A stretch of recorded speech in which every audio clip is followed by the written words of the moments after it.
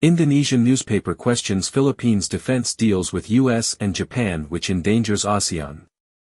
The Jakarta Post, the leading English-language and award-winning daily newspaper in Indonesia, recently released an editorial article which criticized the move of the administration of President Bongbongmarcos or PBBM of doing defense deals with Japan and the United States or US without consulting the Association of Southeast Asian Nations or ASEAN.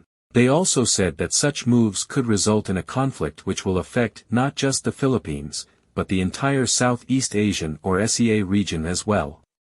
Here are some selected excerpts from that said article. Japanese Foreign Minister Yokokamikawa and Philippine Defense Secretary Gilbertoteodorojr inked the Reciprocal Access Agreement or RAA in Manila. Philippine President Ferdinand Marcos Jr. witnessed the signing without the attendance of Japanese Prime Minister Fumiokishida. The Marcos government apparently did not inform or consult fellow ASEAN members about the defense treaty beforehand, which it was supposed to do given the impact of the agreement on the region.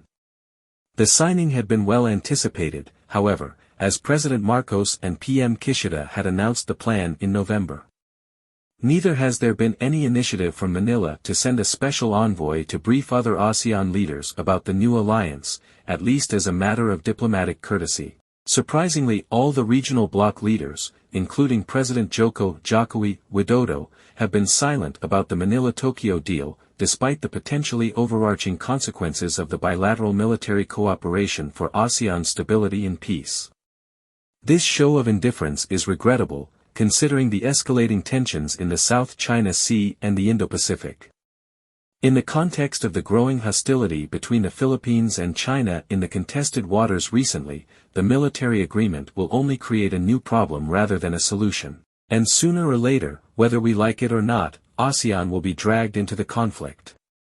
True, Article 2 on the principles of the 2007 ASEAN Charter says all members shall act according to mutually agreed principles including respect for the right of every member state to lead its national existence free from external interference, subversion and coercion.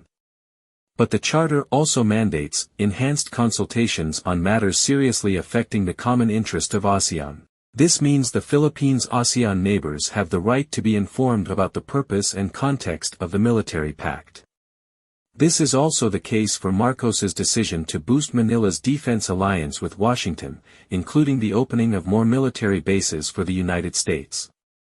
In parting, the Jakarta Post writes, ASEAN's passivity will only leave the region vulnerable to becoming a theater of competition, if not war, between great powers. ASEAN leaders should talk loudly, clearly, and in unison about the potential of the Philippines-Japan military pact to ruffle many feathers in the region and beyond.